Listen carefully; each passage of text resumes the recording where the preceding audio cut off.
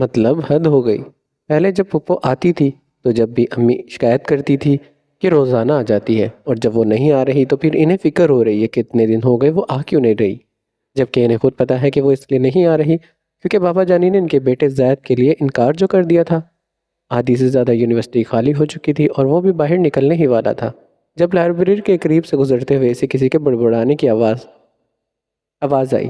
ساحر کے نکاح کے باعث وہ چند دن بعد یونیورسٹی آیا تھا۔ اس نے لائبریری میں داخل ہو کر دیکھا جہاں ازا سٹول پر چڑھے ہوئے اوپر والے حصے سے کوئی کتاب نکال رہی تھی، لیکن وہاں تک بھی اس کا ہاتھ نہیں جا رہا تھا، اسی لیے اس نے اپنی ایڑیاں اٹھائی تھیں۔ مسکراتے ہوئے ماہر اس کے پیچھے جا کر کھڑا ہو گیا اور غور سے اس کی بڑبڑاہٹ سننے لگا۔ مطلب یہ بھی کوئی بات ہوئی؟ امی کو تو خوش ہونا چاہیے، جب سے انہوں نے آنا کم کیا ہے مہینے کے سامان میں کافی بچت آنے لگی ہے، لیکن نہیں، انہیں کون سمجھائے، اور اوپر سے یہ مشال کی بچی بیکار کام مجھ پر چھوڑ گئی ہے، جبکہ جانتی بھی تھی کہ اتنی اوپر میرا ہاتھ نہیں جائے گا۔ ازا، ماہر کی گھمبیر آواز سنتے وہ ہڑبڑا کر مڑی، جب قدم لڑکھڑائے اور وہ سیدھی ماہر کے اوپر جا گری۔ اس بار ماہر کو اپنے لبوں پر اس کا لمس محسوس ہوا، جسے محسوس کر کے اس کا دل عجیب بے ڈھنگے انداز میں دھڑکنے شروع ہو گیا تھا۔ دوبارہ ہوئے اس حادثے پر وہ دونوں ہی شاکڈ ہوئے تھے۔ ماہر کے سینے پر ہاتھ رکھ کر وہ جلدی سے اٹھی، نظریں شرمندگی کی وجہ سے جھک چکی تھیں۔ زمین پر جو کتاب گری تھی، ازا نے جلدی سے انہیں اٹھا کر ٹیبل پر رکھا اور بنا اس کی طرف دیکھے باہر بھاگ گئی۔ ماہر نے اس کی پشت کو دیکھا اور بے ساختہ اس کا ہاتھ اپنے لبوں پر گیا جہاں اسے ابھی تک ازا کا لمس محسوس ہو رہا تھا۔ صبح ہوتے ہی وہ واپس وسیع کے گھر پر آیا، جہاں گھر کے قریب پہنچتے ہی اس کی نظر گیٹ پر کھڑے چوکیدار پر گئی۔ اسے دیکھتے ہی شاہ میر کو بڑے دانتوں والی زرینہ یاد آئی۔ سوچا آج اپنی کنفیوژن مٹا ہی لی جائے، اسی لیے گلا کھنکار کر وہ اس کے قریب جا کر کھڑا ہوا۔ بات سنو۔ جی صاحب، شاہ میر کو دیکھتے ہی بختو چوکیدار نے ادب سے کہا۔ شاہ میر اکثر یہاں آتا رہتا تھا، اس لیے وہ جانتا تھا کہ وہ کون ہے۔ ایک بات پوچھوں؟ تھوڑا پرسنل سوال ہے۔ پوچھے صاحب، آپ کو بلا اجازت کی کیا ضرورت ہے؟ تم اپنی بیوی کو کس کیسے کرتے ہو؟ کیا مطلب؟ اس نے سر کھجاتے ہوئے ناسمجھی سے کہا۔ تم اپنی بیوی کا چمہ لیتے ہو؟ اس نے اپنے طریقے سے آسان لفظوں میں اسے سمجھانے کی کوشش کی۔ جی صاحب، اس نے اپنے کندھے پر رکھا رومال دانتوں میں دبا کر شرماتے بتایا۔ ایسی بات کسی نے اس سے پہلی بار پوچھی تھی۔ تو مطلب تم لیتے ہو؟ اس کی کنفیوژن ابھی دور نہیں ہوئی تھی، اس لیے اس نے کہہ دیا، جبکہ اس کے کہنے پر چوکیدار اسے بتانے لگا کہ وہ چمہ کیسے لیتا ہے، اور اس کی اس طرح کی بات سن کر وہ منہ بگاڑتا بھاگ کر اندر چلا گیا۔ اب اس کے کہنے کا یہ مطلب بھی نہیں تھا کہ وہ اپنی چمہ کہانی سے بتانے بیٹھ جائے۔ وسیع انکل کو بولتا ہوں اپنا چوکیدار بدلیں، یہ مجھے چھچورا لگتا ہے۔ اس کا ارادہ آج مہیم کو اپنے ساتھ ڈنر پر لے کر جانے کا تھا، جس کے لیے اس نے پہلے سے وسیع سے اجازت لے لی تھی۔ مانا کہ مہیم اب اس کے نکاح میں تھی، لیکن ساحر کے ابھی اس پر مکمل اختیارات نہیں تھے، اس لیے مہیم کو اپنے ساتھ لے جانے کے لیے اسے پہلے وسیع اور فریدہ کی اجازت کی ضرورت تھی۔ وسیع سے بات کر کے اس نے اگلی کال مہیم کو کی۔ حیات، حریب اور نور ابھی تک سو رہی تھی۔ آئرہ تو ناشتہ کرتے ہی اپنے ساتھ پریشے، کسوہ اور فریدہ کو شاپنگ پر لے جا چکی تھی، جبکہ فرینہ، سمرین اور سائمہ بیگم گھر پر موجود تھی۔ گھر میں موجود مرد حضرات اور باقی کے مہمان جو رکے ہوئے تھے وہ اپنے کمروں میں موجود تھے، اور مہیم کچن میں ناشتہ کرتی ان میسیجز کو دیکھ رہی تھی جو اسے دوستوں، کلاس فیلوز اور ٹیچر کی طرف سے نکاح کی مبارکباد کے طور پر ملے تھے، اور وہ حیرت سے انہیں دیکھ رہی تھی۔ زندگی اتنی جلدی بدل جاتی ہے، کاغذ کے چند ٹکڑوں پر دستخط کر کے وہ کسی اور کی ہو گئی۔ اس کے نام کے ساتھ وسیع ہٹ کر ساحر لگ چکا تھا۔ آپ اتنی جلدی اٹھ گئی ہیں مہیم بی بی؟ ملازمہ نے کچن میں داخل ہو کر اسے وہاں بیٹھے دیکھ کر کہا۔ ہاں، سب لڑکے کہاں ہیں؟ کوئی دکھ نہیں رہا؟ مہمانوں کے جاتے ہی وہ اپنے کمرے میں چلی گئی۔ اسے بس اتنا پتا تھا کہ ایک ہفتے کے بعد زریام کا ولیمہ ہے، لیکن یہ نہیں پتا تھا وہ گھر میں بھی نہیں ہے۔ ان کی غیر موجودگی اس نے صبح ہی دیکھی تھی۔ جی وہ سب تو گاؤں چلے گئے، اسے جواب دے کر وہ سنک میں رکھے برتن دھونے لگی، جبکہ اس کے جواب پر ماہیم کے لب مسکرا اٹھے۔ اسے کوئی انرجی اپنے اندر اترتی محسوس ہوئی تھی، اور ایسا صرف جب ہوتا تھا جب ساحر گاؤں جاتا تھا۔ مسکراتے ہوئے وہ نور کے کمرے کی طرف جانے لگی، کیونکہ اس کے اپنے کمرے میں تو وہ تینوں سو رہی تھی۔ صبح ہوتے ہی اسے اتنی اچھی خبر ملی تھی، لیکن وہ خوشی بھی ساری پھیکی پڑ گئی جب موبائل پر اسے ساحر کی کال آنے لگی۔ جی ساحر بھائی، عادت کے مطابق اس کی کال اٹھاتے ہی ماہیم کے لبوں سے نکلا، لیکن پھر اپنے الفاظ سن کر خود ہی اپنے آپ کو ڈانٹا، جبکہ دوسری طرف اس کے لبوں سے ابھی بھی اپنے لیے بھائی سن کر وہ اچھا خاصا تپ چکا تھا۔ بھائی نہیں ہوں میں تمہارا، آج کے بعد اگر غلطی سے بھی مجھے بھائی کہا تو دیکھنا میں تمہارے ساتھ کیا کرتا ہوں۔ اس کے منہ سے غلطی سے بھائی نکلا تھا اور اسے اپنی غلطی ماننی بھی تھی، لیکن طاہر کے اس طرح دھمکانے پر اس کا پارا چڑھ چکا تھا۔ ویسے بھی وہ کون سا یہاں پر تھا، اسی لیے مہیم نے اپنے دل کی بات کہنے میں دیر نہیں لگائی تھی۔ کیا کر لیں گے آپ میرا؟ اب تو میں آپ کو بھائی ہی کہوں گی۔ مہیم، تم مجھے غصہ دلا رہی ہو۔ آپ کو کب غصہ نہیں آتا؟ ہر وقت تو غصہ ناک پر بیٹھا رہتا ہے۔ میں کہوں گی آپ میرے بھائی ہو، طاہر بھائی، طاہر بھائی، طاہر۔ اس نے فون کان سے ہٹا کر اس نے فون کان سے ہٹایا۔ کال کٹ ہو چکی تھی، جس پر اس نے شکر کا سانس لیا اور کمرے میں جانے کا ارادہ ترک کر کے وہیں بیٹھ گئی۔ اس نے پہلی بار طاہر سے اس طرح کی بات کی تھی اور اندر سے ایسی فیلنگ آ رہی تھی جیسے طاہر سے اس طرح کی بات کر کے وہ کوئی شیرنی بن گئی ہو۔ مزے سے لانچ میں بیٹھی ٹی وی دیکھ رہی تھی۔ اندر کا دروازہ کھلا ہوا تھا جس سے وہ بہت آرام سے باہر لان کا منظر دیکھ سکتی تھی، اور تبھی اسے ہرے بھرے گھاس پر غصے سے بھرا طاہر نظر آیا۔ وہ اس وقت فون پر بات کر رہا تھا اور مہیم یہاں سے بھی آرام سے دیکھ سکتی تھی کہ وہ غصے میں ہے۔ اپنی آنکھیں مسل کر اس نے اس بات کی تصدیق کرنی چاہی کہ وہ طاہر ہی ہے، اور جب یقین آیا کہ ہاں وہ طاہر ہی ہے تو جلدی سے اپنی جگہ سے اٹھی۔ ارادہ بس یہاں سے بھاگنے کا تھا جب وہ ملازمہ سے ٹکرائی اور اسے دیکھتے ہی مہیم غصے سے اسے گھورنے لگی۔ کیا کہا تھا تم نے؟ طاہر بھائی؟ مطلب وہ گاؤں گئے ہیں؟ اس نے اپنے الفاظ کو درست کیا۔ جی، وہ جب یہاں نہیں ہوتے تو گاؤں ہی جاتے ہیں۔ اس کی بات سن کر مہیم اپنا سر پکڑ کر رہ گئی۔ وہ یہاں پر آ گئے ہیں، اگر میرا پوچھے تو کہتے نا میں یہاں نہیں ہوں، غائب ہو گئی ہوں۔ مہیم بی بی، کیا بولوں، آپ کہاں ہیں؟ ارے کچھ بھی کہہ دینا، زمین کھا گئی، آسمان نگل گیا۔ بھاگتے ہوئے اس نے تھوڑی سی تیز آواز میں کہا تاکہ ملازمہ سن سکے۔ پہلا کمرہ کھلا، اسے نور کا ملا جو خالی تھا۔ اس میں داخل ہوتے اس نے جلدی سے دروازے کو اچھے سے لاک کیا اور شکر بھرا سانس لے کر اپنا سر دروازے پر ٹکا دیا۔ سانس جو رکا ہوا تھا ایک دم بحال ہوا، لیکن پیچھے سے آتی آواز سن کر وہ واپس آ چکا تھا۔ دروازہ اچھے سے لاک ہو گیا؟ نہیں ہوا تو میں کر دیتا ہوں۔ مرتضیٰ انکل، قسم سے آپ کے ساتھ سفر کرنے میں بالکل مزہ نہیں آتا۔ آپ سے زیادہ اچھی ڈرائیونگ تو عالم انکل کرتے ہیں۔ کچھ دیر خاموشی کے بعد احاب نے خاموشی کو توڑا تھا۔ ڈرائیور آج کسی کام سے چلا گیا تھا، احاب کی بائک خراب تھی، ایسے میں مرتضیٰ نے اسے یونیورسٹی سے پک کیا تھا۔ عالم انکل تمہیں اس لیے اچھے لگتے ہیں کیونکہ وہ تمہیں باہر کھڑی لڑکیاں دیکھنے پر منع نہیں کرتے، اور میں کر رہا ہوں۔ مرتضیٰ کے کہنے پر وہ خاموش ہوا۔ وہ غلط نہیں کہہ رہا تھا۔ لان میں کھڑا وہ غصے سے فون پر موجود اپنے ورکرز کو ڈانٹ رہا تھا۔ مہیم کی حرکت سے غصہ تو پہلے ہی آ رہا تھا، اوپر سے یہ شخص اسے بار بار کال کر کے تنگ کر رہا تھا، اس لیے سارا غصہ اس نے اس بیچارے ورکر پر نکال دیا۔ کال رکھ کر تیزی سے اندر کی جانب بڑھا جب اس کی نظر مہیم کی پشت پر گئی جو بھاگتی ہوئی نور کے کمرے کی طرف جا رہی تھی۔ الٹے قدم اٹھاتا وہ واپس لان کے دوسری سائڈ آیا جہاں سے نور کے کمرے کی کھڑکی موجود تھی۔ یہ اتفاق تھا یا اس کی قسمت، یا پھر مہیم کی قسمت بری تھی کہ کمرے کی کھڑکی کھلی تھی۔ آگے بڑھ کر وہ اس کھڑکی کے ذریعے کمرے میں داخل ہوا۔ جب مہیم بھی کمرے میں داخل ہوئی اور بنا اس کی طرف توجہ دیے جلدی سے دروازہ لاک کرنے لگی، کھڑکی آہستہ سے بند کر کے ظاہر اس کی کارروائی دیکھ رہا تھا جو اب اپنا سر دروازے پر ٹکائے کھڑی تھی۔ اس کی حالت دیکھ کر ظاہر کے لب مسکرا اٹھے۔ دروازہ اچھے سے لاک ہو گیا یا نہیں؟ نہیں ہوا تو میں کر دیتا ہوں۔ ظاہر کی آواز سن کر اس نے اپنا تھوک نگلا اور ڈرتے ڈرتے اپنا چہرہ اس کی طرف موڑا جو دونوں ہاتھ باندھے دیوار سے ٹیک لگائے فرصت سے اسے دیکھ رہا تھا۔ یہ کس کا گھر ہے؟ گاڑی ایک طرف سامنے رکتے دیکھ احاب نے مرتضیٰ کی جانب دیکھا۔ گھر کے باہر پینٹ کوٹ میں ملبوس مرتضیٰ کی عمر کا ایک آدمی کھڑا تھا، میرے دوست اور بزنس پارٹنر کا۔ تو آپ مجھے یہاں کیوں لائے ہیں؟ فکر نہیں کرو، تمہیں پہلے گھر چھوڑ دوں گا پھر کام پر جاؤں گا۔ ابھی بھی اگر اس کا میسج نہیں آتا تو ہم سیدھے گھر ہی جاتے۔ کہتے ہوئے وہ گاڑی سے اتر کر باہر کھڑے ہوئے اس آدمی کے پاس چلے گئے۔ اس کے اترنے پر احاب بھی اتر کر ان کے قریب جا کر کھڑا ہو گیا۔ کہاں تھے تم مرتضیٰ؟ اتنی دیر سے انتظار کر رہا ہوں۔ خیر خیریت پوچھنے کے بعد عارف نے مرتضیٰ سے کہا، سوری دیر ہو گئی، چلو چلتے ہیں، میں پہلے احاب کو ڈراپ کروں گا۔ اس نے احاب کی طرف اشارہ کیا۔ نہیں، بھلے تم اسے یہیں پر روک لو۔ عارف، تمہارے گھر میں ساری خواتین ہیں۔ اوہو مرتضیٰ، کچھ نہیں ہے، تم گاڑی میں بیٹھو، میں آتا ہوں۔ بنا اس کی بات ہوا میں اڑا کر وہ احاب کو لے کر اندر چلا گیا اور جا کر اپنی والدہ اور بیوی سے اس کا تعارف کروایا۔ باہر گارڈ بھی موجود تھا اور گھر میں 3 خواتین جو وقت آنے پر کسی پر بھی بھاری پڑ سکتی تھی۔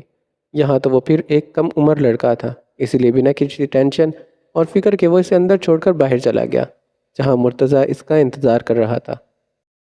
آپ؟ ہاں میں یہاں۔ کیا کہہ رہی تھی تم؟ ساحر بھائی، بھائی ساحر بھائی۔ ساحر چلتا ہوا اس کے قریب آیا، جبکہ اسے اپنے اتنے قریب دیکھ کر مہم کی تو جیسے آواز ہی غائب ہو چکی تھی۔ جواب دو۔ اس کے چلانے پر اس نے جلدی سے اپنا سر نفی میں ہلایا۔ نہیں، وہ آپ کو غلط فہمی ہوئی ہوگی، میں ماہر بھائی کہہ رہی تھی۔ گدھا سمجھ رکھا ہے مجھے؟ اس کے پاؤں اپنی گرفت میں لے کر اس کے بازو اپنی گرفت میں لے کر ساحر نے دانت پیستے کہا، جبکہ اس کی اتنی سخت گرفت پر مہم کی آنکھیں نم ہو چکی تھی۔ سوری نہیں بولوں گی، پلیز چھوڑ دیں۔ کیا ہوں میں تمہارا؟ شوہر۔ کیا کہو گی تم مجھے؟ اس نے گہری نگاہوں سے ماہیم کو دیکھا۔ ساحر۔ پھر سے کہو ساحر۔ اب اگر غلطی سے تمہارے ان لبوں سے میرے لیے بھائی نکلا تو دیکھنا۔ ماہیم، میں تمہارا کیا حال کرتا ہوں؟ سخت لہجے میں کہتے اس نے ماہیم کے بازو کو اپنی سخت گرفت سے آزاد کیا، اور اس کے ایسا کرتے ہی وہ اپنے بازو سے ہلانے لگی۔ اسے یقین تھا ساحر کی اتنی سخت گرفت کی وجہ سے اس کے بازوؤں پر ساحر کی انگلیوں کے نشانات بھی ضرور چھپ گئے ہوں گے۔ رات کو تیار رہنا، تمہیں ڈنر پر لے کر جاؤں گا۔ میں نہیں۔ اس نے کچھ کہنا چاہا جب ساحر گھورتا اس کے مزید قریب آیا۔ انکار کرنے کا تو سوچنا بھی مت۔ سننی تو تمہاری ویسے بھی نہیں جائے گی۔ نہیں، وہ میں کہنا چاہتی تھی آپ کو ماما بابا سے اجازت لینی چاہیے۔ اٹکتے اٹکتے اس نے ایک جواز پیش کیا۔ ان سے اجازت میں لے چکا ہوں، تم بس اپنی تیاری کرنا۔ اس کا گال تھپ تھپا کر ساحر نے ہلکے سے اس کے لبوں کو چھوا اور کمرے سے چلا گیا۔ تھوڑی سی دیر کے بعد ان کے ساتھ بیٹھی ایہاب ان سے اچھا خاصا فرینک ہو چکا تھا۔ دادی اور آمنہ ہنس مکھ سی تھی، خود وہ بھی انہی کے جیسا تھا، اسی لیے تھوڑی ہی دیر میں وہ ان سے گھل مل چکا تھا۔ آمنہ اس کے لیے کھانے پینے کا انتظام کرنے لگی، جبکہ دادی کے پاس ہی وہ بیٹھا تھا۔ جب سے ان سے بات کرتے ہوئے اس کی نگاہ وہاں رکھے فریم پر گئی جس میں فیملی فوٹو لگی تھی۔ اس میں موجود ایک لڑکی کو دیکھ کر ایہاب نے یاد کرنے کی کوشش کی اس نے اس لڑکی کو کہاں دیکھا تھا، اور جلد ہی سے یاد آ گیا کہ اس نے اس لڑکی کو کہاں دیکھا تھا۔ پہلے مجھے بائک سے ٹکر ماری، اب دھکا دیا۔ یہ کہاں لکھا ہے کہ میں نے دھکا دیا ہے؟ ٹکر تو تم نے بھی مجھے ماری ہے۔ یہ میری کتاب میں لکھا ہے۔ اچھا، کہاں سے خریدی ایسی بکواس کتاب؟ زبان سے بال کر بات کرو، تم مجھے جانتے بھی نہیں ہو۔ مشال نام ہے میرا۔ مشال نام ہے تمہارا، جان لیا میں نے، اب کیا کروں؟ اس کے ساتھ ہوئی آخری ملاقات یاد کرتے وہ مسکراتے ہوئے دادی کی جانب متوجہ ہوا تھا۔ دادی یہ کون ہے؟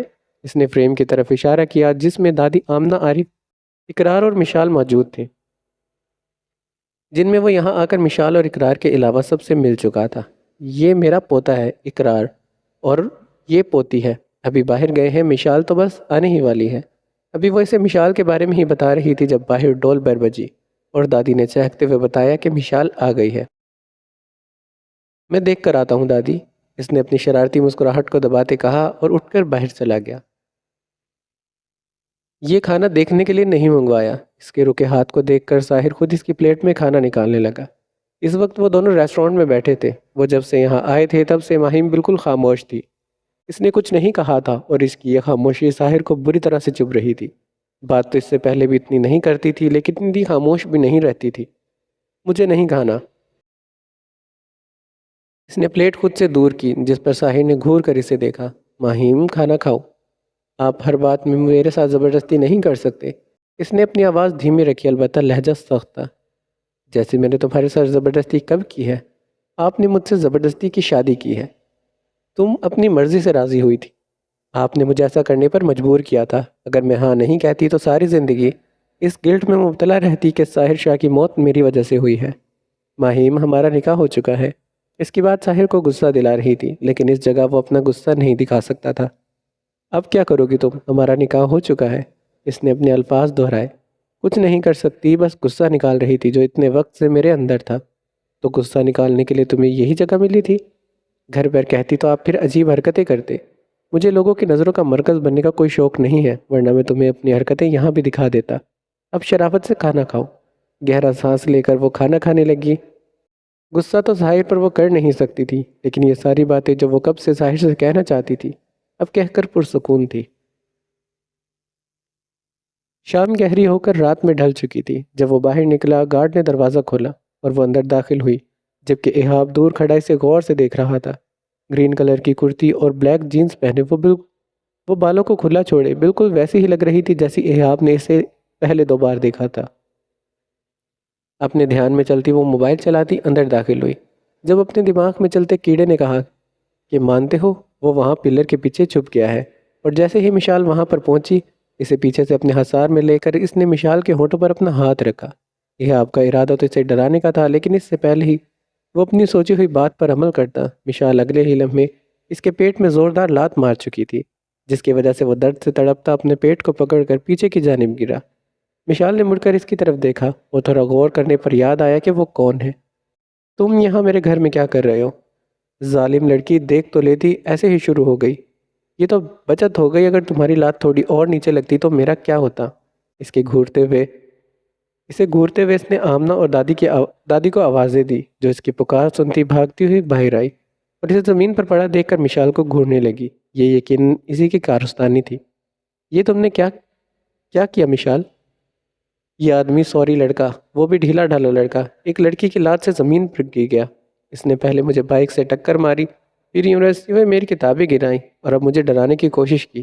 بہت اچھا ہوا، اس کے ساتھ یہی ہونا چاہیے تھا۔ خود ہی بولتی وہ اندر چلی گئی، جبکہ آمنہ اور دادی حیرت سے اس کی پشت کو دیکھنے لگی کہ وہ کیا کہہ کر گئی تھی۔ اس کی بات کو اگنور کر کے انہوں نے باہر کھڑے گارڈ کو بلایا اور اس کی مدد سے ایہاب کو پکڑ کر اندر لے کر جانے لگی، جو ابھی تک اپنا پیٹ پکڑے کراہ رہا تھا۔ ہاں تو کیا کہہ رہی تھی تم؟ ساحر نے گاڑی ایک سنسان جگہ پر روکی اور مہم جو آرام سے بیٹھی تھی اس کی اس حرکت پر گھبرا کر اسے دیکھنے لگی۔ میں نے کچھ غلط نہیں کہا تھا، بس وہی کہا تھا جو میرے دل میں ہے۔ اچھا چلو، اچھی بات ہے، تم نے اپنے دل کی بات مجھ سے کہی، لیکن اس کے بعد کیا کہہ رہی تھی؟ کہ میں عجیب حرکتیں کرتا ہوں؟ مثلاً میں کیا کرتا ہوں؟ ساحر نے اپنا چہرہ اس کے نزدیک کیا، جبکہ اسے اپنے اتنے نزدیک دیکھ کر وہ سیٹ سے چپک چکی تھی۔ وہ بات ایسے پوچھ رہا تھا، اوپر سے تھا بھی اس کے اتنے نزدیک، جس کی وجہ سے اسے الفاظ ادا کرنے میں مشکل ہو رہی تھی۔ ابھی تو میں نے کچھ کیا ہی نہیں ہے، اگر تم میرے ارادے جان لو تو پھر مجھے کیا کہو گی؟ بہکے لہجے میں کہتے وہ غور سے اس کے لپسٹک سے سجے ہونٹوں کو دیکھ رہا تھا۔ مہیم نے نظریں اٹھا کر اسے دیکھا اور اگلے ہی پل نظریں واپس جھکا لی۔ اس نے کچھ کہنے کے لیے اپنے لب کھولے، جب اس کو ایسا کرتے دیکھ ساحر اس کے لبوں پر جھک گیا تھا۔ ہر چیز بھول کر وہ اس وقت بس اس کی سانسوں کو پینے میں مصروف تھا۔ ایسے میں اگر کوئی چیز اسے تنگ کر رہی تھی تو وہ مہیم کی مزاحمت، جو ساحر کے انداز کو مزید شدت اختیار کرنے پر مجبور کر رہی تھی۔ ایک ہاتھ اس کے بالوں میں پھنسائے، دوسرے ہاتھ میں اس کے دونوں ہاتھوں کو قید کیے، وہ بس اس وقت اس میں کھویا ہوا تھا۔ لبوں کو آزادی ملتے مہیم نے اس سے دور ہونے کی کوشش کی، لیکن یہ بھی کہاں آسان تھا، کیونکہ ہر طرح سے وہ اسے اپنے حصار میں لیے بیٹھا تھا۔ تو دور رہے۔ وہ گہرے سانس لے رہی تھی، اور ساحر نے لبوں کو جو چند سیکنڈ کی آزادی دی تھی وہ اس سے دوبارہ چھین چکا تھا۔ پتہ ہے، جب میں تمہارے قریب ہوتا ہوں تو مجھے سب سے زیادہ بری چیز کیا لگتی ہے؟ اس کے لبوں کو آزاد کر کے ساحر نے گہری نظروں سے اسے دیکھا۔ تمہاری مزاحمت، تمہاری باتیں جو تم مجھ سے خود کو دور رکھنے کے لیے کہتی ہو۔ نفرت ہے مجھے تمہاری ان باتوں سے، ان حرکتوں سے۔ اس کا لہجہ تیز ہوا، جس پر مہیم نے خفگی سے اسے دیکھا تھا۔ آپ مجھے پھر ڈانٹ رہے ہیں، حالانکہ آپ نے پرومس کیا تھا اب نہیں ڈانٹیں گے۔ تم ایسے کام کیوں کرتی ہو کہ مجھے تمہیں ڈانٹنا پڑے؟ اسے گھورتے وہ پیچھے ہٹا اور گاڑی دوبارہ سے اپنی منزل کی جانب بڑھا دی۔ ڈائننگ ٹیبل پر اقرار کے کہکے گونج رہے تھے۔ جب سے اسے مشال کی حرکت کا پتہ چلا تھا، تب سے وہ اسی طرح سے ہنس رہا تھا۔ یہ کوئی نئی بات نہیں تھی، لیکن گھر آئے مہمان کے ساتھ یہ سب اس نے پہلی بار کیا تھا۔ آج تک اس کی یہ حرکتیں صرف باہر کے افراد کے ساتھ ہی تھی۔ اقرار، ہنسنا بند کرو۔ عارف نے اسے گھور کر کہا اور مشال کی طرف متوجہ ہوا، جو اپنا کھانا کھانے میں مگن تھی۔ یہ تم نے کیا حرکت کی ہے مشال؟ گھر آئے مہمان تھا وہ، تم اس کے ساتھ اس طرح بیہیو کیسے کر سکتی ہو؟ اس کے جواب میں وہ یہ نہیں کہہ سکی کہ گھر آئے مہمان بھلے ہی سے پیٹ سے پکڑتا پھرے، بس وہ کچھ نہ کرے۔ یہ کوئی نئی بات نہیں تھی۔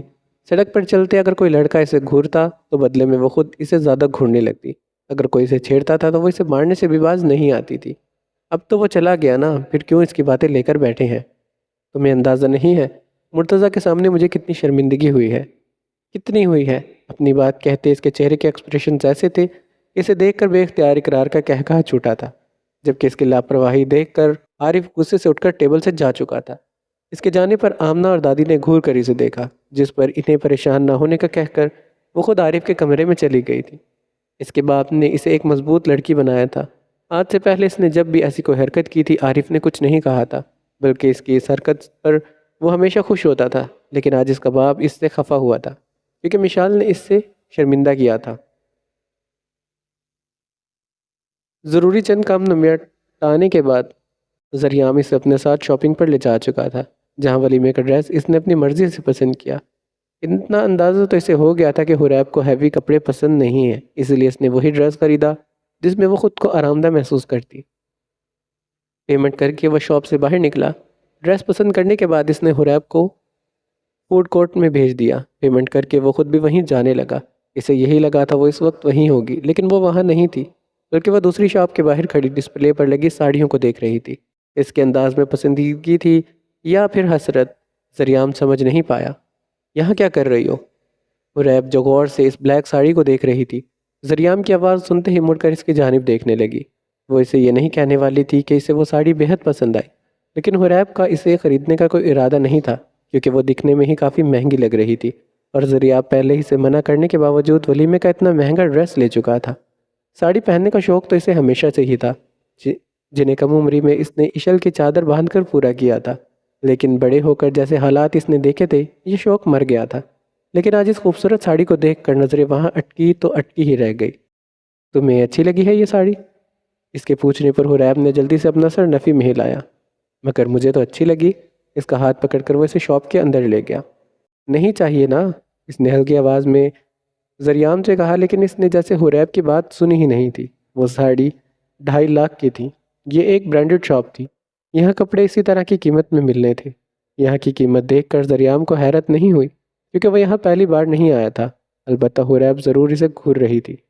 کیا ضرورت ہے لینے کی؟ اگر تیرے پاس اتنا فالتو پیسہ ہے تو میرے کو دے، اس میں اپنا سارا سال بھر کا گزارا کر سکتی ہوں۔ اس نے غصے سے ذریعہ کو دیکھا۔ اس کی آواز آہستہ تھی لیکن لہجہ سخت تھا۔ اس کی بات سن کر ذریعہ نے مسکراتے اپنا سر نفی میں ہلایا اور اسے لے کر باہر چلا گیا۔ ذریعہ شاہ تو اپنی چورنی پر اپنی پوری دولت لٹا سکتا تھا، یہاں تو وہ صرف 2.5 لاکھ کی ساڑی تھی۔ کتنا انتظار کرواتی ہو تم؟ اس کی گاڑی میں بیٹھ کر آریان نے اس کا ہاتھ پکڑ کر اسے اپنی جانب کھینچا تھا اور اس کے گال پر اپنے لب رکھ دیے۔ شاہ چھوڑے مجھے، جگہ بھی دیکھ لیا کرے۔ کسوانے سے گھورتے کہا تھا جس پر اس نے لاپرواہی سے اپنے شانے اچکائے تھے۔ اس وقت وہ دونوں ذریعہ کے ولیمے کے لیے شاپنگ پر جا رہے تھے۔ ویسے تو کسوا نے اپنی شاپنگ کر لی تھی، لیکن آریان شادی کے بعد صرف اس کی مرضی کا لباس پہنتا تھا۔ اپنی گاڑی میں اپنی بیوی کو کس کر رہا ہوں، کسی کو کیا مسئلہ ہے؟ دلکش مسکراہٹ چہرے پر سجائے اس نے کسوا کو دیکھا اور اس کے لبوں پر جھک گیا، جب اچانک پچھلی سیٹ کا دروازہ کھلا اور آریان جلدی سے پیچھے ہٹا۔ وہ شامیر تھا جو اپنے ساتھ ساتھ حیات کا ہاتھ زبردستی پکڑے سے گاڑی میں بٹھا رہا تھا۔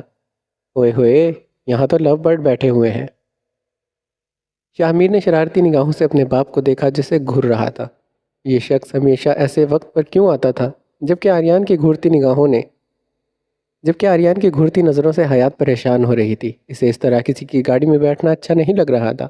اگر شامیر اپنی سخت گرفت سے اس کا ہاتھ آزاد کر دیتا تو وہ ابھی یہاں سے بھاگ جاتی۔ انکل، میں نہیں آ رہی تھی، یہ مجھے زبردستی لائے ہیں اور میرا ہاتھ بھی پکڑا ہوا ہے، چھوڑ بھی نہیں رہے۔ اس نے جلدی سے اپنی صفائی پیش کی۔ ارے اچھا ہوا نا لے آیا، ورنہ یقین سے کہہ رہا ہوں تم نے آج تک حقیقت میں ایسا سین نہیں دیکھا ہوگا۔ اس نے اپنے ماں باپ کی طرف اشارہ کیا۔ کوئی بات نہیں بیٹا، تم بھی ہمارے ساتھ شاپنگ پر چلو، ویسے بھی کسوا بتا رہی ہے تمہاری شاپنگ نہیں ہوئی ہے۔ شامیر، اس کا ہاتھ چھوڑو اور گاڑی سے اترو، تم کہیں نہیں جا رہے۔ اسے نرمی سے جواب دے کر وہ شامیر کی طرف متوجہ ہوا۔ ایسے کیسے نہیں جا رہا؟ مطلب حیات کو بھی تو میں ہی لے کر آیا تھا نا، اگر میں نہیں جاؤں گا تو اسے بھی نہیں جانے دوں گا۔ اس کے کہنے پر آریان نے تھک کر اپنا سر نفی میں ہلایا اور گاڑی سٹارٹ کر دی۔ شامیر نے نظروں کا رخ حیات کی طرف موڑا جو سر جھکائے بیٹھی تھی۔ صبح سے وہ بس کمرے میں بند تھی کیونکہ آج اسے اپنے ماں باپ کی کچھ زیادہ ہی یاد آ رہی تھی۔ یہاں سب اس کا بہت خیال رکھتے تھے، لیکن والدین کی جگہ تو کوئی نہیں لے سکتا۔ نہ مہیم نے اسے بتایا تھا کہ وہ صبح سے کمرے میں اکیلی بیٹھی ہے اور اس نے کچھ کھایا بھی نہیں ہے۔ حیات کی سب سے زیادہ شامیر سے بندی تھی، اس لیے مہیم نے اسے بتانا ہی بہتر سمجھا، اور اس کے بتانے پر شامیر اسے اپنے ساتھ باہر لے آیا تھا۔ شاید اس سے اس کا دل بہل جاتا۔ نور، میں نے منع کر دیا نا، اب کوئی بحث نہیں ہوگی، مرتضیٰ نے سخت لہجے میں کہا، جس پر وہ منہ بسور کر رہ گئی۔ علی 2 دن بعد اسلام آباد جانے والا تھا، اس سے اگلی ملاقات کب ہونی تھی معلوم نہیں تھا، اس لیے وہ بس اس سے ملنے جانے کی ضد کر رہی تھی، جس پر پہلے مرتضیٰ نے اسے پیار سے سمجھایا، لیکن اس کے مسلسل بولنے پر اس کا لہجہ سختی اختیار کر گیا اور اپنی بیٹی سے اس لہجے میں وہ بہت کم بات کرتا تھا۔ وہ کسی پبلک پلیس پر علی سے اسے ملنے نہیں دے سکتا تھا، علی کے گھر بھی اسے اکیلے جانے نہیں دے سکتا تھا، جبکہ اس بات سے وہ انجان تھا کہ وہ پہلے ایک بار علی کے گھر جا چکی تھی۔ ہاں، یہ بات اسے ضرور پتہ تھی کہ اس کی لاڈلی علی کو اپنا پکا دوست بنا چکی ہے۔ کوئی مجھ سے پیار نہیں کرتا، اس کی بھیگی آواز سن کر مرتضیٰ نے گہرا سانس لے کر اس کی جانب دیکھا۔ وہ ایسی ہی تھی، اگر کبھی اسے کسی کام سے منع کر دیا جاتا تو یا تو وہ پورا گھر سر پر اٹھا لیتی تھی یا پھر رونے بیٹھ جاتی تھی، اور اس کا رونا اس گھر میں کسی سے برداشت نہیں ہوتا تھا۔ نور ٹھیک ہے، میں اسے کال کر دیتا ہوں، وہ یہاں آ جائے گا۔ نہیں، رہنے دیں۔ اس نے اپنے گال پر موجود ان قطروں کو صاف کیا۔ جب آہن کمرے میں داخل ہوا، آیا تو وہ مرتضیٰ سے بات کرنے تھا، لیکن نور کو اس طرح دیکھ کر پریشان ہو گیا تھا۔ نور، تم رو رہی ہو؟ مجھے دوست کے گھر جانا ہے، بابا صاحب نے جانے نہیں دیا۔ اسے دیکھتے ہی نور نے فوراً مرتضیٰ کی شکایت لگائی۔ ویسے بھی وہ اپنے ماں باپ سے زیادہ لاڈلی اپنے بھائیوں کی تھی۔ بڑے بابا کیوں نہیں جانے دے رہے؟ اس نے اپنا رخ مرتضیٰ کی جانب بڑھا۔ ٹھیک ہے، چلی جانا، لیکن گھر سے کسی لڑکے کو ساتھ لے کر جانا، اور جب بھی جانا ہو مجھے بتانا، گارڈ تمہارے ساتھ جائیں گے، اس نے ہار مانتے ہوئے کہا، جبکہ اس کے کہنے پر وہ خوشی سے چہکتی وہاں سے چلی گئی تھی۔ اس کی مسکراہٹ دیکھتے مرتضیٰ اور آہان نے سکون بھرا سانس لیا تھا۔ شاہ میر، گھر چلتے ہیں نا؟ اس نے تھکے ہوئے لہجے میں کہا۔ 1.5 گھنٹے سے شاہ میر نے اسے خوار کیا ہوا تھا۔ پہلے اس نے حیات کی شاپنگ کروائی جو 20 منٹ میں ہی ہو چکی تھی، باقی کا وقت اس نے اپنی شاپنگ پر لگایا۔ اس نے ابھی تک صرف ایک گھڑی لی تھی، جبکہ سوٹ اس نے ابھی تک پسند نہیں کیا تھا۔ شاپنگ کے معاملے میں وہ لڑکیوں سے زیادہ ٹائم لیتا تھا، اور یہ بات ماننے میں حیات نے دیر نہیں کی تھی۔ کسوہ اور آریان تو شاپنگ پوری کر کے فوڈ کورٹ میں چلے گئے تھے، جبکہ وہ اسے ابھی تک لے کر ہی پھر رہا تھا، نہ خود اپنا کام ختم کر رہا تھا، نہ اسے کسوہ اور آریان کے پاس جانے دے رہا تھا۔ یہ گھر چلنے والی بات تم نے تیسری بار کہی ہے، تم میری کچھ ہیلپ تو کروا نہیں رہی، اور پھر کہہ رہی ہو کہ دیر ہو رہی ہے، شاہ میر نے اسے گھورتے کہا، لیکن پھر اس کے تھکن زدہ چہرے کو دیکھ کر یاد آیا اس نے صبح سے کچھ نہیں کھایا، اس لیے اسے کھانا کھلانا زیادہ بہتر تھا۔ چلو پہلے کچھ کھا لیتے ہیں، پھر یہ کام مکمل کریں گے۔ اس کا ہاتھ پکڑ کر وہ اسے شاپ سے باہر لے گیا۔ شاہ میر نے اس کا ہاتھ پکڑا ہوا تھا، لیکن وہ اس کے پیچھے پیچھے چل رہی تھی۔ اس کی سست رفتار پر کچھ کہنے کے لیے وہ مڑا۔ جب اس کی حالت دیکھ کر وہ ایک دم پریشان ہوا تھا۔ وہ بے ہوش ہونے کے قریب تھی، بلکہ ہو چکی تھی۔ اگر شاہ میر اسے نہیں پکڑتا تو وہ وہیں زمین بوس ہو جاتی۔ حیات، اس کا گال تھپ تھپاتے شاہ میر نے پریشانی سے کہا، جب آریان اور کسوہ بھی جلدی سے ان کے پاس آئے۔ کافی دیر انتظار کے بعد حیات اور شاہ میر وہاں نہیں آئے تھے، اسی لیے وہ دونوں انہیں ہی دیکھنے جا رہے تھے، لیکن یہاں حیات کی ایسی حالت دیکھ کر وہ دونوں پریشان ہو گئے۔ شاہ میر، کیا ہوا ہے اسے؟ کسوہ نے اسے قریب بیٹھ کر پریشانی سے کہا۔ مجھے نہیں پتا اماں سائی، آپ پلیز دیکھیں اسے۔ اس نے پریشانی سے حیات کے ہاتھ سہلائے، جبکہ آریان تو بس گہری نظروں سے اسے دیکھ رہا تھا۔ کسوہ اور نور کے علاوہ حیات وہ تیسری ہستی تھی جس کے لیے شاہ میر اتنا پریشان ہو رہا تھا۔ بی پی لو ہونے کی وجہ سے وہ بے ہوش ہوئی تھی۔ ہوش میں آتے ہی اس نے سب کو دیکھا۔ اس وقت کمرے میں تقریباً گھر کے سارے افراد موجود تھے جو پریشانی سے اس کے سر پر کھڑے تھے، جن میں سر فہرست شاہ میر تھا۔ اس کے ہوش میں آتے ہی ہر کوئی اس کی تیمارداری میں لگ چکا تھا، جیسے وہ بے ہوش نہیں، خدا نہ خواستہ کسی بیماری سے اٹھی ہو۔ ان کی فکر دیکھ کر حیات نے دل میں خدا کا شکر ادا کیا۔ اس کی ماں کے جانے کے بعد اس کے باپ کو ہمیشہ یہی فکر رہتی تھی کہ اگر وہ بھی اس دنیا سے رخصت ہو گیا تو اس کی بیٹی کا خیال کون رکھے گا۔ یہ سب صرف ہماری سوچیں ہوتی ہیں، خدا نے پہلے ہی ہمارے لیے سب کچھ سوچ لیا ہوتا ہے، اور صحیح وقت پر ہمیں اس کی مصلحت بھی سمجھ آ جاتی ہے۔ آج حیات رفیق کے دل نے شدت سے اس بات کی گواہی دی تھی کہ رشتے صرف خون کے نہیں ہوتے، کبھی کبھی اپنے بھی غیر ہو جاتے ہیں، اور کبھی کبھی غیر اپنوں سے بڑھ کر بن جاتے ہیں۔ میں نے تجھ سے کیا کہا تھا؟ ساحر نے اپنے سامنے کھڑے ایہاب کو گھورتے کہا۔ اس وقت وہ دونوں لان کی بیک سائڈ پر بیٹھے تھے۔ گھر میں مہمان بھرے پڑے تھے، اور ماہیم کے کمرے میں لڑکیاں گھیرے ڈالے بیٹھی تھی۔ ایسے میں اس نے ایہاب سے صرف اتنا کہا تھا کہ جا کر اپنی بہن کو باہر لان میں لے آؤ، اور اگر پوچھے کیوں تو کہہ دینا ساحر بھائی کو چوٹ لگ گئی ہے۔ یقیناً یہ بات سن کر وہ آ جاتی، کیونکہ سیدھے طریقے سے وہ آسانی سے تو کبھی نہیں آتی۔ میں نے یہی کہا تھا کہ آپ کو چوٹ لگی ہے، وہ نہیں آئی تو میرا کیا قصور ہے؟ اس نے قصوروار بہن کو ٹھہرایا۔ ذرا بتا کہاں چوٹ لگی تھی میرے کو؟ پیٹ کی ہڈی میں؟ جتنی مزے سے اس نے بتایا تھا، اگلے ہی لمحے اتنے ہی مزے کا کرارا تھپڑ اس کے گال پر رسید ہوا، جس وجہ سے وہ اگلے ہی لمحے زمین بوس ہو گیا تھا۔ ساحر بھائی، یہ غلط حرکت ہے، میں بابا سے شکایت لگاؤں گا۔ اس کا انداز ایسا تھا جیسے ابھی رو دے گا، جبکہ اس کا چہرہ دیکھ کر ساحر نے بمشکل اپنا کہکہ ضبط کیا تھا۔ ایہاب ہمیشہ سے ہی اس کے لیے ایک ڈھول تھا جسے جب موقع ملتا تھا وہ بجانے بیٹھ جاتا تھا۔ تم سے کچھ ضروری بات کرنی تھی۔ اسے خود کی طرف سوالی نگاہوں سے دیکھتے پا کر آریان نے بات کرنا شروع کی۔ میں سوچ رہا ہوں تمہاری شادی کر دی جائے۔ اس کے کہنے پر اپنی جگہ سے اٹھ کر شاہ میر نے اس کا ماتھا چھوا۔ پہلا خیال اسے یہی آیا اس کی طبیعت خراب ہے، کیونکہ نارملی آریان ایسی بات نہیں کرتا تھا۔ آپ ٹھیک ہیں؟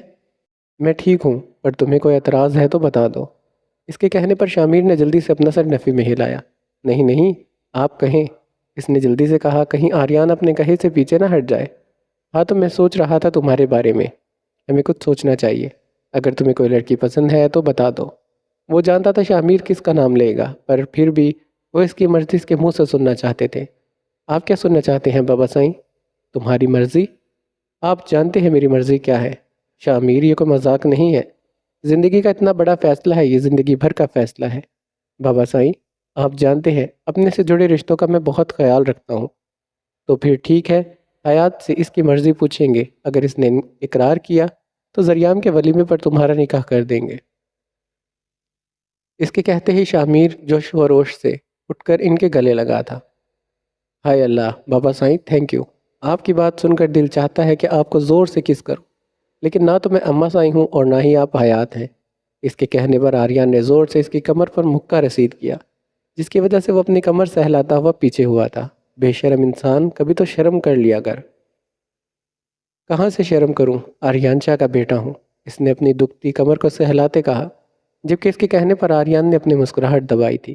اچھا، اہم بات تو تم نے سنی ہی نہیں، تمہارا ابھی نکاح ہو رہا ہے، لیکن میں رخصتی تب تک نہیں کروں گا جب تک تم کمانے نہیں لگ جاتے۔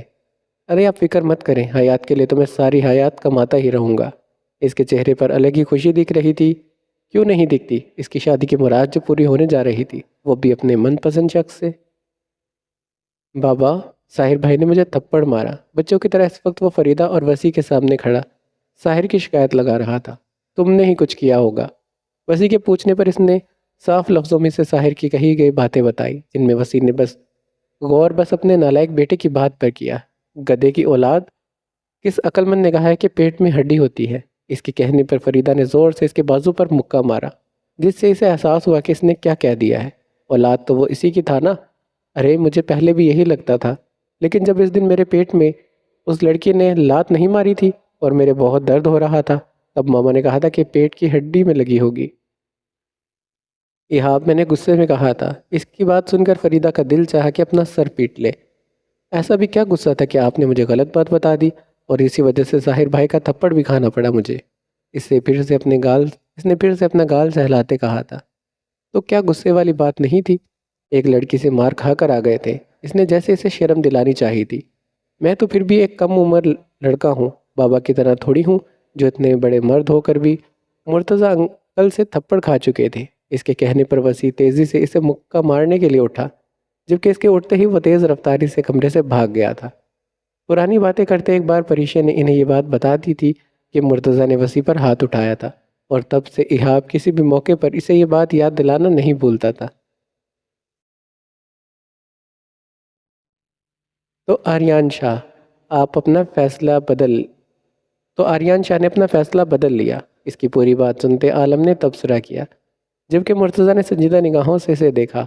ہاں، بدلنے پر مجبور ہو گیا، لیکن تم تو کہتے تھے جب تک شاہ میر اس لائق نہیں ہو جاتا کسی کی ذمہ داری اٹھانے، تب تک اس کی شادی نہیں کرو گے، تو پھر اب یہ خیال کیسے آ گیا؟ مرتضیٰ نے الجھی نگاہوں سے اسے دیکھا تھا۔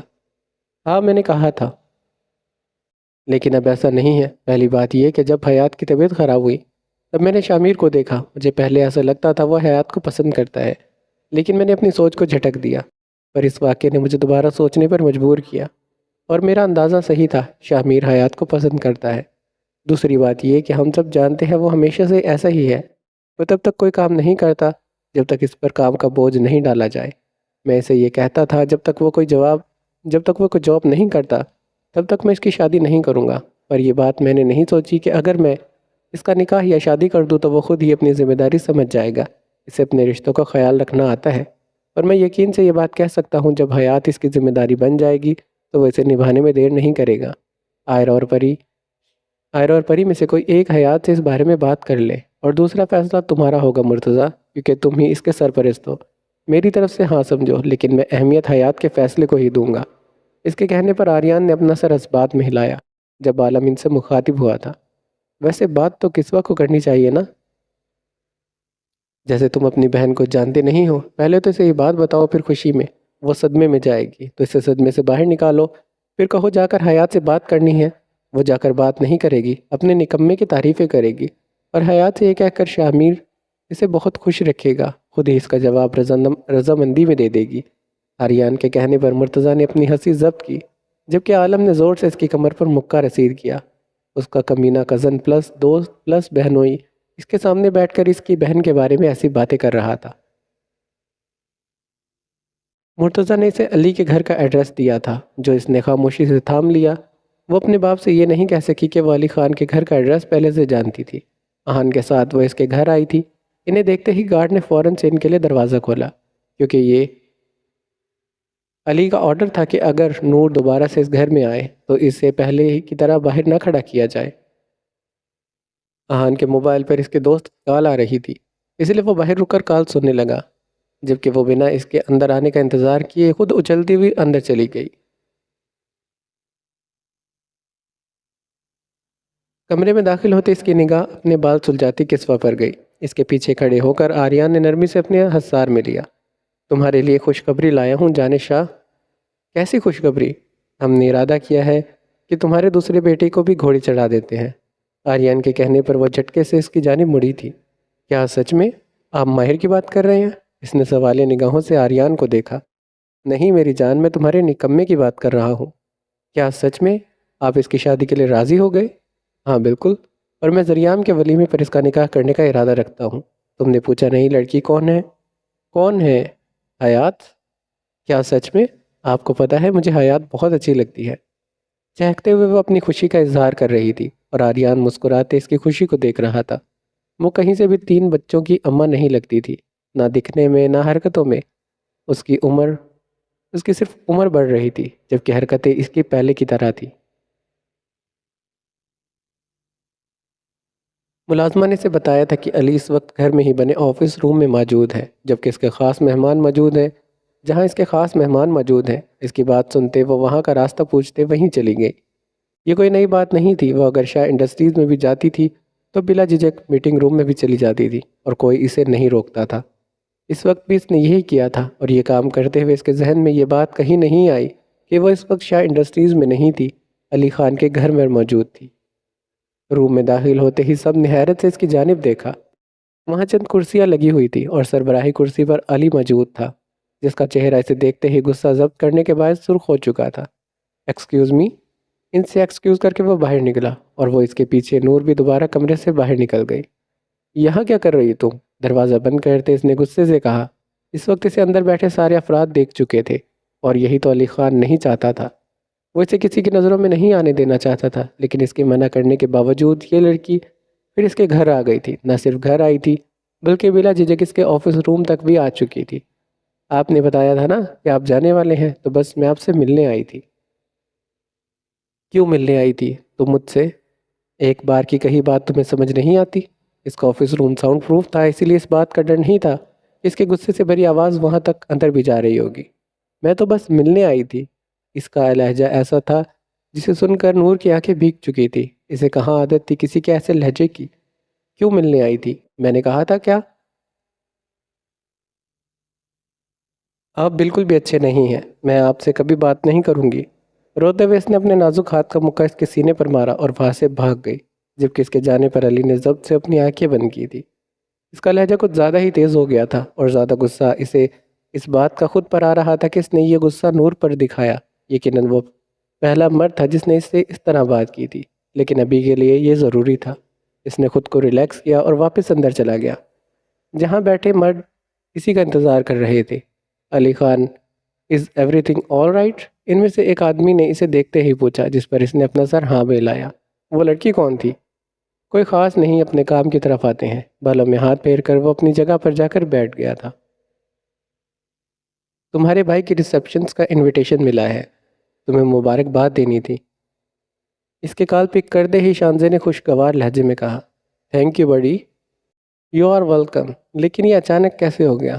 لمبی کہانی ہے، تم سے مل کر بتاؤں گا جب تم آؤ گی۔ اسی بہانے تم میری حویلی بھی آ جاؤ گی۔ میں نہیں آ رہی آہان، جس دن تمہارے بھائی کا ریسیپشن ہے اس دن میری پھپھو آ رہی ہیں، تمہیں بتایا تھا نا، جو لندن میں رہتی ہیں۔ تم نے تم کیا انہیں لندن سے لینے جا رہی ہو؟ اس نے برا سا منہ بنایا تھا۔ جب نظر باہر آتی نور پڑ پڑی، وہ اتنی جلدی کیوں آ رہی تھی؟ میں بعد میں بات کرتا ہوں شانزے۔ بنا دوسری طرف کی کوئی بات سنے اس نے کال کاٹ دی تھی۔ کیا ہوا ہے، تم اتنی جلدی آ گئی؟ اس کے قریب آتے ہی آہان نے پوچھا، لیکن اس کے چہرے پر غور کرنے کے بعد وہ ٹھٹک گیا۔ کیا ہوا، تم رو رہی ہو؟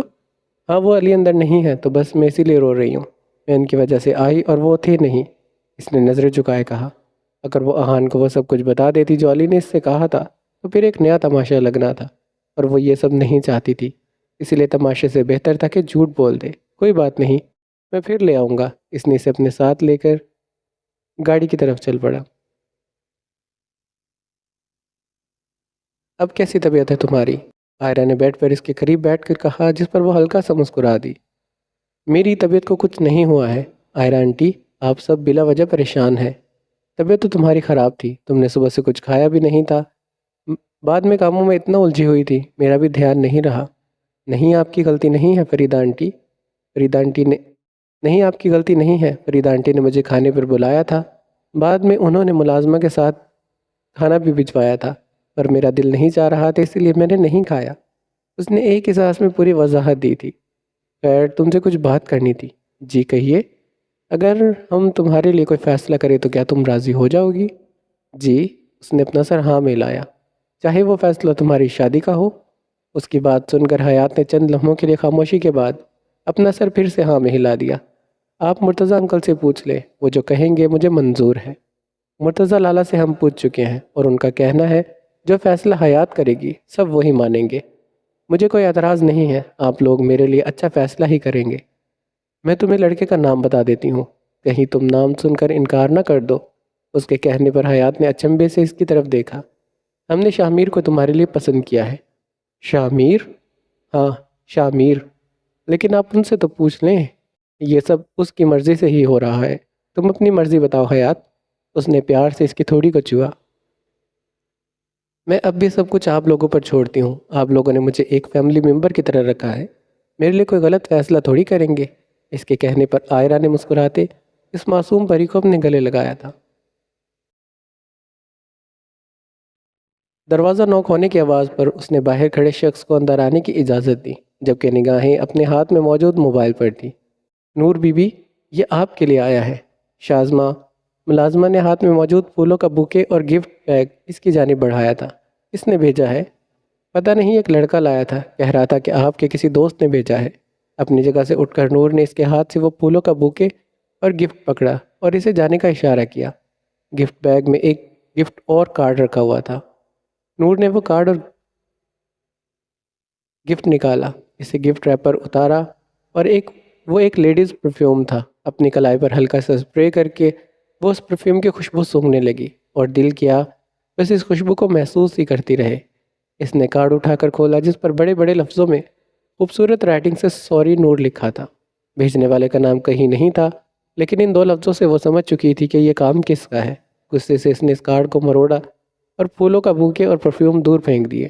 پھینکنے کی وجہ سے وہ کانچ کی بوتل ٹوٹ چکی تھی، جبکہ اس کی خوشبو آہستہ آہستہ سارے کمرے میں پھیل رہی تھی، اور دوسری طرف وہ خوبصورت پھولوں کا بوکے اپنی ناقدری پر رو رہا تھا۔ مشال بات کر رہی ہوں۔ فون پر موجود دوسری جانب سے اسے مشال کی تیز آواز سنائی دی، جس پر اس نے خود کو کوسا۔ اگر اسے پتا ہوتا کہ یہ نمبر مشال کا ہے تو وہ کبھی بھی نہیں اٹھاتا۔ تمہیں میرا نمبر کہاں سے ملا؟ میرے کہنے پر میرے والد محترم نے مرتضیٰ انکل سے تمہارا نمبر مانگا تھا، تاکہ میں تم سے اس دن کے لیے معذرت کر سکوں۔ اچھا تو کرو، معذرت کے لیے فون کیا ہے، یہ کافی نہیں ہے جو معذرت بھی کروں؟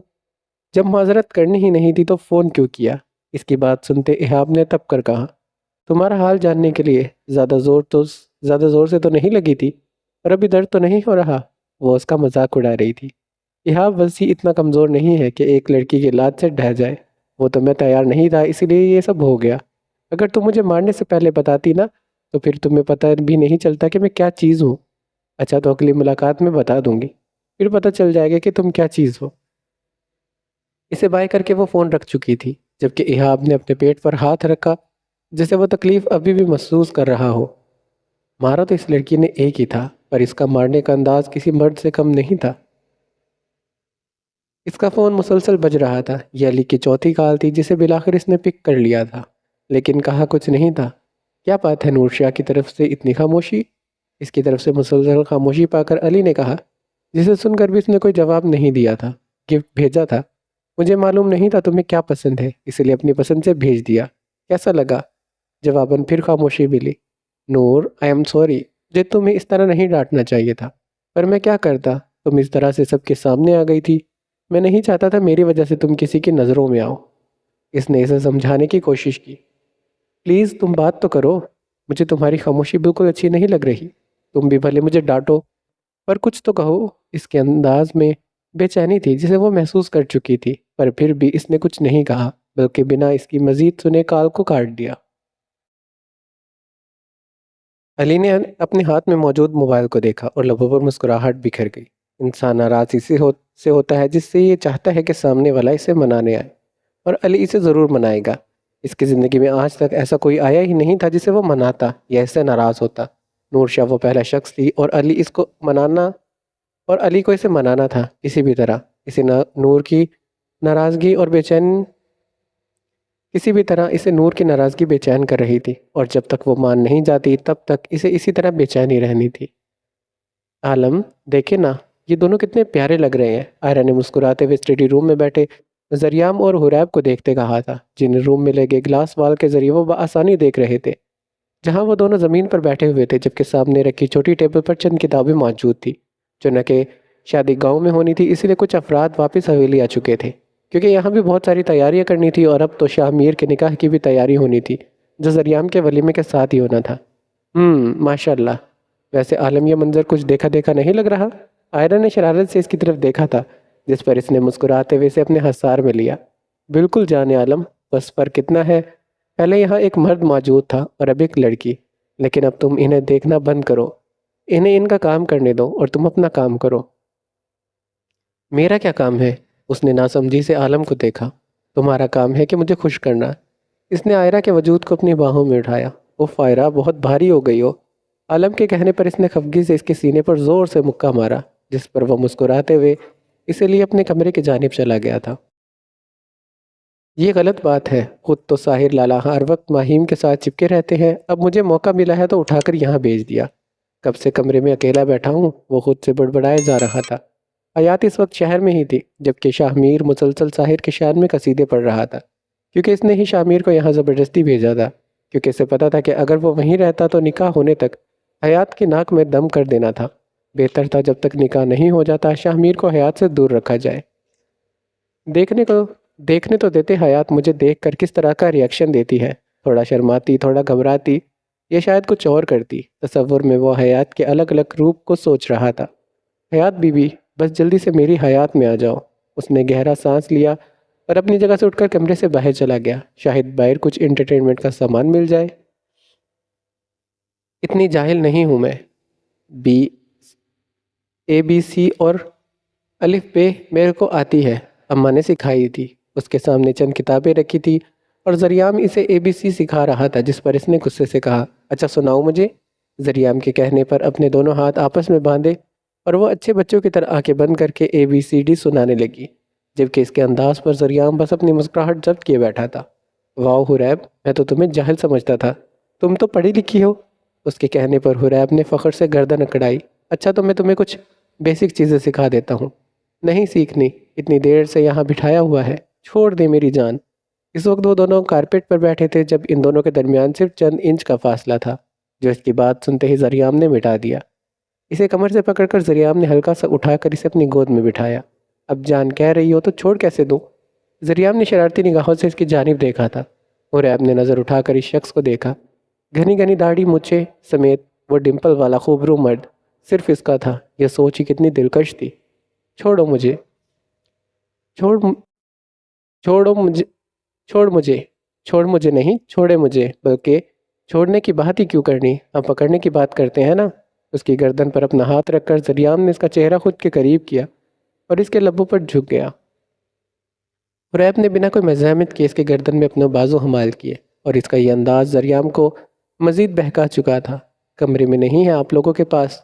شاہ کے صدمے سے بھری آواز سنتے کمرے نہیں ہیں آپ لوگوں کے پاس؟ شاہ کے صدمے سے بھری آواز سنتے وہ دونوں ایک دوسرے سے دور ہوئے۔ حریب تو اس کی گود سے اٹھ کر کمرے سے بھاگ چکی تھی، جبکہ ذریعام اپنی مونچھیں سنوارتا ہوا ادھر ادھر دیکھ رہا تھا۔ لالا، یہ اسٹڈی روم ہے، یہ پڑھنے کے لیے ہوتا ہے۔ ہاں تو میں اسے پڑھا ہی رہا تھا۔ آپ اسے پڑھا نہیں رہے تھے، بایولوجی سکھا رہے تھے۔ شاہ کے کہنے پر ذریعام نے اسے گھور کر دیکھا تھا۔ بے شرم انسان، کچھ شرم کر لے۔ میں کیوں شرم کروں؟ شرم تو آپ کو کرنی چاہیے۔ بیٹا، میرا نکاح ہوگا نا، تب میں نے یہ سب اپنے کمرے کے باہر کیا تو مجھے بھی کچھ مت کہنا۔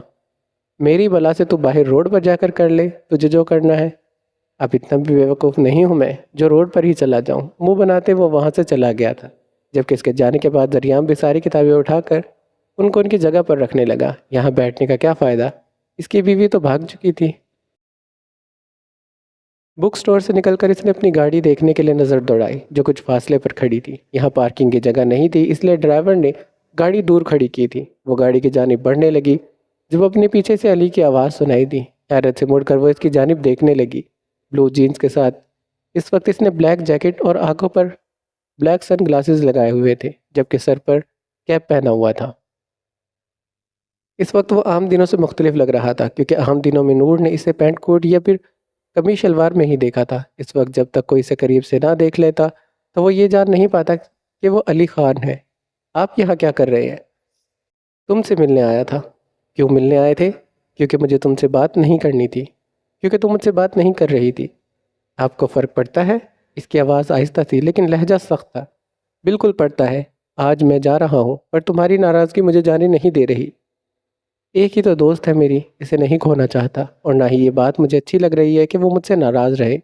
اس نے آنکھوں سے چشمہ ہٹایا اور نور کی نگاہیں اس کی نیلی آنکھوں سے ٹکرائی۔ ٹھیک ہے، پر آپ مجھے کبھی اس طرح ڈانٹیں گے نہیں؟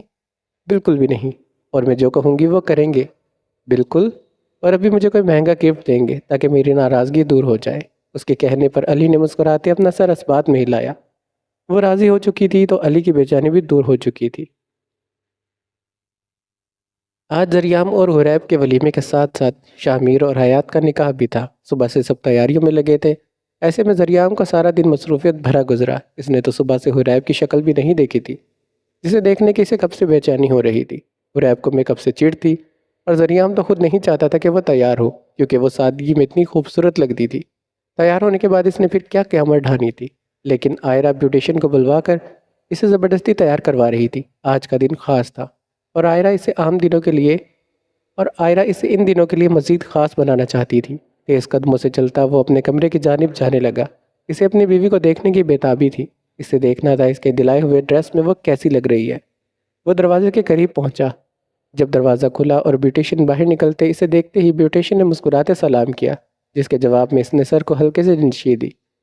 مسٹر ذریعام، آپ کی وائف بہت خوبصورت ہے۔ اس کی بات سن کر ذریعام نے مسکراتے تھینکس کہا، اور اس کے وہاں سے جانے کے بعد اپنے کمرے میں آ گیا، جہاں داخل ہوتے ہی اس کی پہلی نظر حریب پر پڑی، جو ڈریسنگ کے سامنے بیٹھی ہوئی تھی۔ اسے دیکھ کر ذریعام کا جیسے سانس رک چکا تھا۔ اس نے اس وقت ذریعام کی دلائی وائٹ کلر کی میکسی پہنی تھی، جس پر ستاروں کا کام تھا، جو اس میکسی کو جگمگانے کا باعث بن رہا تھا۔ سلیقے سے بالوں کو خوبصورت جوڑا بنائے اور دو لٹے آگے کی طرف نکالے ہوئے وہ اس کے گالوں کو چھو رہی تھی۔ اس کے سرخ لبوں پر ہلکا سا پنک لپسٹک کا شیڈ دیا گیا تھا۔ آج وہ سر تا پاؤں تک صرف ذریعام شاہ کے لیے تیار ہوئی تھی۔ اس وقت وہ اس دنیا کی لگ ہی نہیں رہی تھی۔ اس وقت وہ ایک حسین پری لگ رہی تھی، جو شاید سے اس غلطی سے اس دنیا میں آ گئی تھی۔ اس کے قریب جا کر ذریعام غور سے اس کا چہرہ دیکھنے لگا۔ تمہیں کس نے حق دیا ہے اتنا خوبصورت لگنے کا؟ اس کی بات سن کر حریب کی نظریں شیشے میں نظر آتے اس کے وجود پر پڑی۔ بالوں کو جیل سے سیٹ کیے اس بلیک ڈیڈر سوٹ میں موجود وجیح مرد کو حریب نے گہری نگاہوں سے دیکھا۔ تیرے کو کس نے دیا ہے کہ تو اتنا اچھا لگے؟ اس کے کہنے پر ذریعام نے اپنی آنکھیں بند کی اور لبوں پر گہری مسکراہٹ بھی کر گئی۔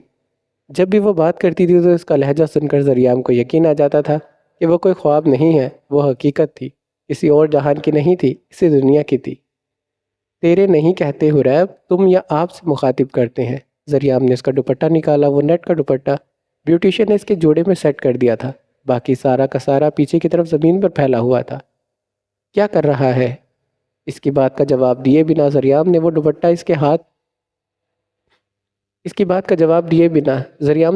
اس کے چہرے پر پھیلایا اور پن سے سیٹ کر دیا۔ یہ کس لیے؟ اس وقت تم بے حد خوبصورت لگ رہی ہو، اور ایسے میں اپنے گھر والوں کی نظریں تم پر برداشت نہیں کروں گا۔ یہاں تو پھر ہم بھری محفل میں جا رہے ہیں۔ اس کا ہاتھ پکڑ کر ذریعہ نے اسے اٹھایا اور اسے لے کر کمرے سے باہر چلا گیا۔